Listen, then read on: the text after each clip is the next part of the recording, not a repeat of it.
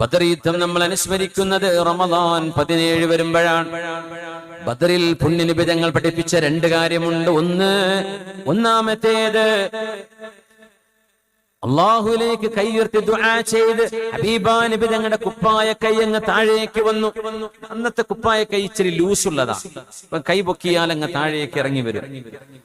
സിദ്ദീഖ് റളിയല്ലാഹു അൻഹു പറഞ്ഞു, പുണ്യനബി തങ്ങളുടെ ആംപിറ്റിലെ കക്ഷത്തിലെ വെളുപ്പ് നിറം പോലും ഞങ്ങൾ കാണുമാർ അവിടുത്തെ കൈ ആകാശത്തേക്ക് ഉയർന്ന നബി തങ്ങൾ ദുആ ചെയ്യുമായിരുന്നു ബദർ യുദ്ധം നടക്കുന്നതിന്റെ മുമ്പ്. അല്ലാഹുമ്മ പടച്ചവനേ ഇൻ തഹ്ലിക് ഹാദിഹിൽ ഇസാബ ഇൻ തഹ്ലിക് ഹാദിഹിൽ ഇസാബ ഫലൻ തുഅബദ ഫിൽ അർളി അബദാ.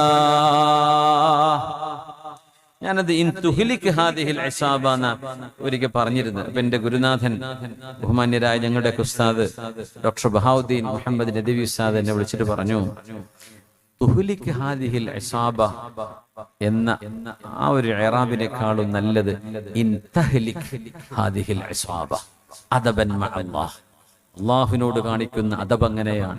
അള്ളാഹുവെ നീ നശിപ്പിക്കുകയാണെങ്കിൽ എന്ന് പറയുന്നതിനേക്കാളും ഈ സംഘം നശിച്ചു പോവുകയാണെങ്കിൽ പിന്നെ ആരുണ്ടാവില്ല റബ്ബേ എന്നാണ് പറയേണ്ടത് എന്നെനിക്ക് തിരുത്തി തന്നിരുന്നു. അള്ളാഹു ദീർഘായുസ്സും ആഫിയത്തും കൊടുക്കട്ടെ.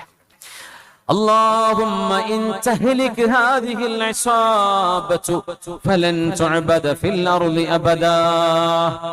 അല്ലാഹുവേ ഈ ഒരു ചെറുസംഘമെങ്ങാനും ഇവിടെ വഫാത്തായി തീർന്നു പോവുകയാണെങ്കിൽ പിന്നെ നിനക്ക് സുജൂദ് ചെയ്യാൻ ഒരു മനുഷ്യൻ പോലും ലോകത്തുണ്ടാകില്ല റബ്ബേ.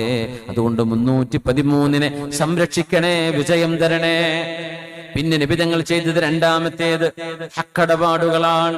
ഞാൻ ആരോടെങ്കിലും എന്തെങ്കിലും ഇടപാടുകൾ ചെയ്തിട്ടുണ്ടെങ്കിൽ, ഗീബത്ത് പറഞ്ഞിട്ടുണ്ടെങ്കിൽ, വേദനിപ്പിച്ചിട്ടുണ്ടെങ്കിൽ എനിക്ക് പൊരുത്തപ്പെട്ടു തരണേ എന്ന് ഒരു നേതാവ് അനുയായികളോട് പറഞ്ഞിട്ടുണ്ടെങ്കിൽ അത് മുഹമ്മദ് റസൂലുള്ളാഹി തങ്ങളാണ് സല്ലല്ലാഹു അലൈഹി വസല്ലം. അതിന് ഹബീബിന് മടിയുണ്ടായിട്ടില്ല.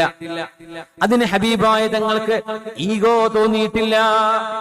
ഞാൻ നിങ്ങളെ വേദനിപ്പിച്ചിട്ടുണ്ടെങ്കിൽ നിങ്ങൾ എനിക്ക് മാപ്പ് തരണേ എന്ന് ലോകത്തിന്റെ റഹ്മത്തുൽ ലിൽ ആലമീൻ 313 കിടക്കുന്ന ഇസ്വാബയോട് സ്വഹാബികളോട് തങ്ങൾ ചോദിക്കുകയുണ്ടായി.